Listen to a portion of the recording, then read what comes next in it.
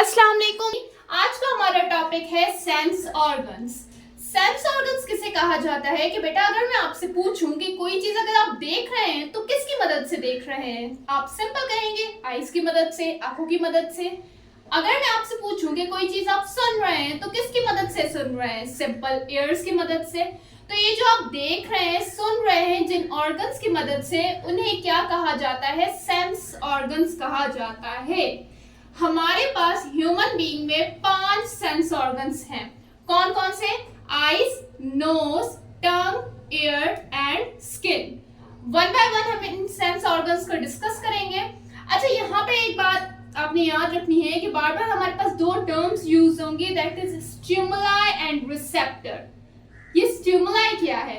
तो simple stimuli हमारे पास कोई भी एक्सटर्नल या फिर इंटरनल चेंजेस को स्टिमुलाई कहा जाता है, और उन चेंजेस को जो डिटेक्ट करता है उसे रिसेप्टर कहा जाता है, जो कि हमारे इन सेंस ऑर्गन्स में मौजूद होते हैं, जो कि डिटेक्ट करते हैं इन स्टिमुलाई को, इन चेंजिंग्स को, कि हमारी दुनिया में जो जो चीजें हो रही हैं उन्हें डिटेक्ट करने वाले कौन है? रिसेप्टर्स हैं, और ये रिसेप्टर हमारे सेंस ऑर्गन्स में मौजूद होते हैं। ठीक हो गया। अब आ जाते हैं हमारे फर्स्ट सेंस ऑर्गन पे, दैट इज आई।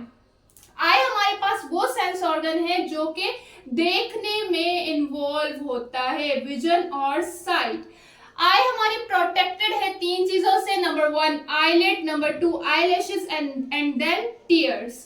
अब आ जाते हैं हमारे आई के पार्ट्स पे, मोस्ट इंपॉर्टेंट। सबसे पहले आई का पार्ट आ जाता है, दैट इज स्क्लेरा। स्क्लेरा किसे कहते हैं? ये जो हमारे पास व्हाइट पोर्शन होता है जो कि आपको विजिबल नजर आ रहा होता है आई में, उसे क्या कहा जाता है? स्क्लेरा कहा जाता है। स्क्लेरा का काम होता है कि भाई हमारे आई के जितने भी पार्ट्स हैं जो कि इस स्क्लेरा के पीछे होते हैं, उन सबको प्रोटेक्ट करना और आई बॉल को एक शेप प्रोवाइड करना। सेकंड नंबर पे हमारा आ जाता है पार्ट, दैट इज कॉर्निया। अच्छा, स्क्लेरा और कॉर्निया में काफी बच्चे कंफ्यूज हो जाते हैं। स्क्लेरा हमारे पास सिंपल ये व्हाइट पोर्शन, और जो हमारा कॉर्निया है वो हमारे पास ट्रांसपेरेंट पोर्शन होता है जो कि यहाँ पर मौजूद होता है। अक्सर आपने लेंस वगैरह में देखा होगा कि साइड पे एक ट्रांसपेरेंट सी लाइन लगी मौजूद होती है, तो ये सिंपल क्या होता है? हमारे पास कॉर्निया होता है, जिसका काम क्या होता है कि ये लाइट को ट्रैप करता है और लेंस की तरफ बेंड करता है।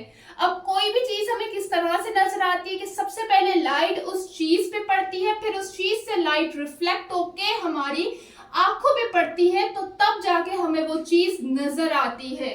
अब एक बार ट्राई करिएगा कि रोशनी को अपनी आंखों पे जो है लगाइएगा, तो आपको कोई चीज नजर नहीं आएगी। लेकिन अगर वो लाइट आप किसी ऑब्जेक्ट पे लगाएंगे, भले आपकी तरफ लाइट हो ना हो, पर वो चीज आपको नजर आ रही होगी, क्योंकि कोई भी चीज आपको तब नजर आती है जब उसके ऊपर लाइट पड़े और वो रिफ्लेक्ट होके आपकी आंखों पे पड़े, तो तब वो चीज आपको विजिबल होती है।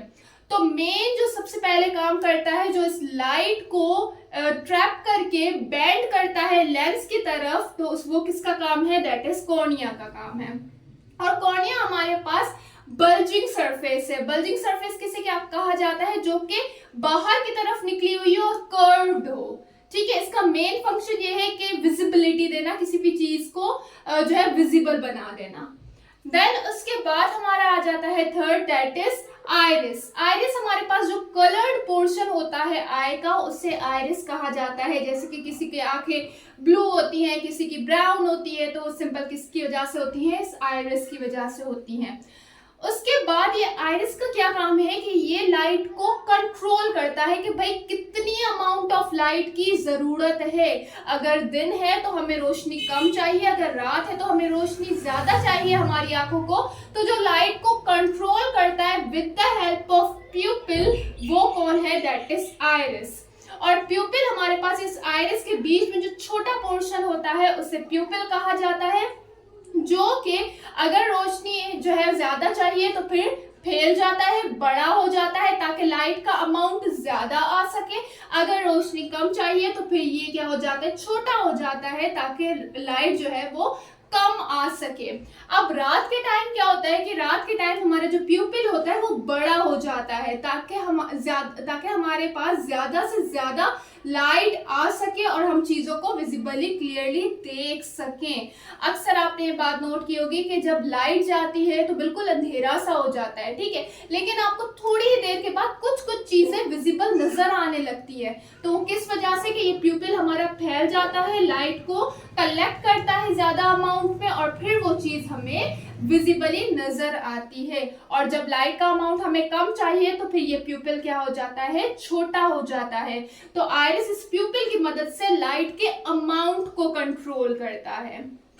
ठीक हो गया। देन उसके बाद आइरिस के पीछे जो है मौजूद होता है हमारा लेंस, जिसका काम क्या होता है कि सारी लाइट को कलेक्ट करके रेटिना के पास भेजना, ठीक है, ये अपनी शेप तब्दील करके और इस लाइट को जो है रेटिना के पास फोकस करता है। और रेटिना हमारे पास मेन स्क्रीन है जहां पर सारी ये लाइट्स आके मिलती हैं और फिर जो है रेटिना के पास हमारे दो जो है वो क्या कहते हैं इसे, फोटो रिसेप्टर्स मौजूद होते हैं जिन्हें रोड्स एंड कोन्स कहा जाता है।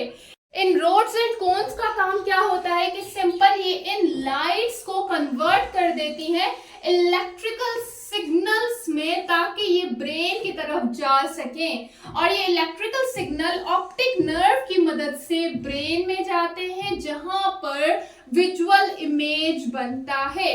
तो इस तरह से कोई भी चीज हमें नजर आती है। ठीक हो गया। अब उसके बाद आ जाता है that is ciliary body. Ciliary body हमारे पास क्या होती है, इसका फंक्शन होता है एक्वस ह्यूमर की प्रोडक्शन। एक्वस ह्यूमर हमारे पास एक किस्म का लिक्विड है जो कि कॉर्निया को नरिशमेंट प्रोवाइड करता है और ये आई के प्रेशर को बैलेंस रखता है। ठीक हो गया। देन उसके बाद एक और लिक्विड हमारे पास आ जाता है जिसे विट्रस ह्यूमर कहा जाता है। विट्रस ह्यूमर हमारे पास लेंस और रेटिना के बीच में मौजूद होता है और इसका काम होता है आई की शेप को बैलेंस रखना, आई की शेप को बरकरार रखना। ठीक हो गया। देन उसके बाद आ जाता है कोरोइड। कोरोइड का काम क्या है कि बेटे ये सिंपल हमारे पास एक लेयर है जो कि मौजूद होती है स्क्लेरा और रेटिना के बीच में, जिसमें ब्लड वेसल्स मौजूद होती हैं जो कि ऑक्सीजन प्रोवाइड करती हैं रेटिना को, ठीक है, ऑक्सीजन एंड न्यूट्रिएंट प्रोवाइड करती हैं रेटिना को। देन आ जाता है फोविया जो कि सिंपल एक रेटिना का छोटा सा पार्ट होता है जिसमें हाई डेंसिटी होती है कोन्स की और ये रिस्पॉन्सिबल होता है सेंट्रल विजन और शार्प विजन में। तो ये सिंपल पार्ट्स से हमारी आईज के। अब बेटा अक्सर आपने सुना होगा कि किसी की दूर की नजर कमजोर होती है तो किसी की पास की नजर कमजोर होती है। अब सिंपल हमारे पास इसके लिए दो टर्म्स आ जाती हैं, एक है मियोपिया या फिर जिसे शॉर्ट साइटेडनेस या फिर नियर साइटेडनेस कहा जाता है, और दूसरी हमारे पास आ जाती है दैट इज हाइप्रोपिया जिसे फार साइटेडनेस कहा जाता है। सिंपल इसमें होता क्या है, मियोपिया में हमारी दूर की नजर कमजोर होती है। जो करीब ऑब्जेक्ट्स होते हैं वो तो हमें क्लियरली नजर आते हैं, लेकिन जो दूर होते हैं वो हमें क्लियरली नजर नहीं आते, जिसकी वजह से हमें ग्लासेस का या फिर लेंसेस का या फिर अगर सर्जरी की तरफ कुछ लोग चले जाते हैं तो सर्जरी भी हो जाती है, तो फिर यहाँ पर सिंपल लेंसेस का इस्तेमाल किया जाता है। तो जो मियोपिया को जो करेक्ट करने के लिए जो लेंस यूज होता है वो कौन सा है, that is concave lens. Then hyperopia में हमारी करीब की नजर कमजोर होती है और इसे ठीक करने के लिए जो लेंस यूज होता है उसे कॉन्वेक्स लेंस कहा जाता है। अब यहाँ पर हमारे पास आई से रिलेटेड कुछ डिजीजेस आ जाती हैं, वन बाय वन इन्हें डिस्कस कर लेते हैं। सबसे पहले आ जाता है कैटरेक्ट। कैटरेक्ट सिंपल हमारे पास क्या है कि भाई लेंस के ऊपर धुंधपन सा आ जाता है, क्लाउड्स बन जाते हैं जिसकी वजह से देखने में प्रॉब्लम होती है, तो इसे क्या कहा जाता है, कैटरेक्ट कहा जाता है। देन आ जाता है ग्लूकोमा। ग्लूकोमा हम किसे कहते हैं, ये आई की वो कंडीशन है जिसमें ऑप्टिक नर्व्स डैमेज हो जाती हैं। देन डायबिटिक रेटिनोपैथी, ये सिंपल डायबिटिक पेशेंट में होता है जिसकी वजह से नजर चली जाती है। Then dry eye syndrome. Dry eye syndrome में हमारे टीयर फॉर्मेशन बहुत कम हो जाती है, आंसू बनना बहुत कम हो जाते हैं। कंजक्टिवाइटिस हमारे पास सिंपल, अभी भी हमने देखा था कि ये कितना ज्यादा चला था। सिंपल ये हमारे पास एक मेम्ब्रेन होती है आई के ऊपर जो जिसे कंजक्टिवा कहा जाता है, और जब उसमें इन्फ्लेमेशन आ जाए, उसमें कोई इन्फेक्शन हो जाए तो उसे क्या कहा जाता है, कंजक्टिवाइटिस कहा जाता है, या फिर इसे पिंक आई भी कहा जाता है। देन आ जाता है केराटोकॉनस। सिंपल ये कॉर्निया में कोई डिफेक्ट आ जाए तो उसे क्या कहा जाता है, केराटोकॉनस कहा जाता है। देन आ जाता है एस्टिग्मेटिज्म। एस्टिग्मेटिज्म हमारे पास एक रिफ्रैक्टिव एरर है जिसमें कॉर्निया और लेंस की शेप चेंज हो जाती है, उसे एस्टिग्मेटिज्म कहा जाता है।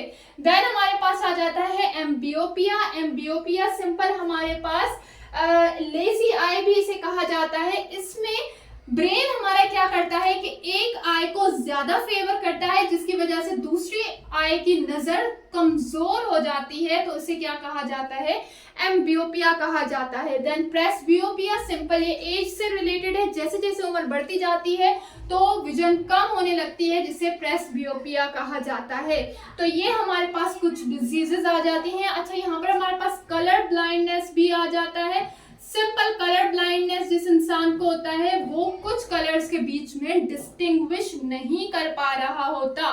तो इसमें क्या होता है कि जो हमारे कोन्स होते हैं वो डैमेज हो जाते हैं कुछ रीजंस की वजह से।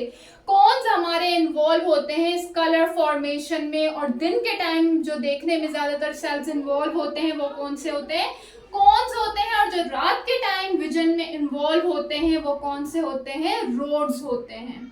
ठीक हो गया, तो यहाँ पर ये लेक्चर होता है हमारा कंप्लीट। आई होप ये आप लोग के लिए बेनिफिशियल रहा होगा। फिर भी कोई भी क्वेश्चन आप पूछ सकते हैं। थैंक यू, खुदा हाफिज़।